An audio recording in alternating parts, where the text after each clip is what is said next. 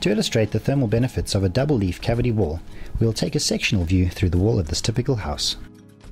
The double-leaf cavity wall is made up of 2 layers, or leaves as they are called, of clay bricks separated by a thinner cavity. The passage of heat through the brick wall begins in the early hours of the day when the sun first starts to shine.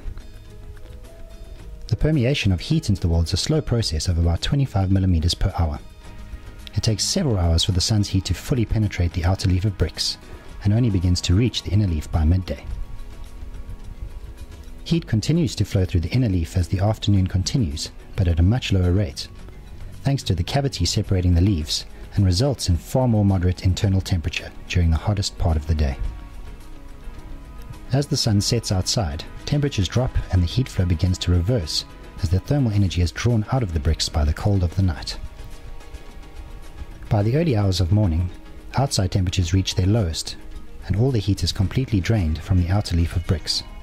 However, the inner leaf still retains some of the day's stored heat, achieving a far more moderate internal temperature during the coldest part of the night.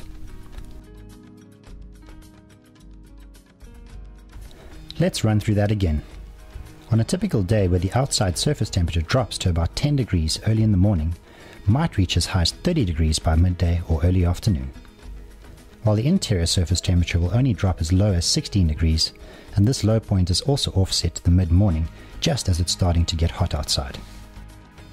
The interior surface shouldn't rise above 22 degrees, and this high point is offset to the early evening just as it's cooling off outside.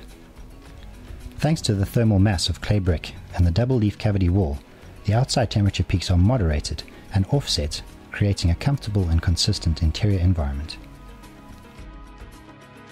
And that is why the most luxurious homes are built with clay bricks and double-leaf cavity walls.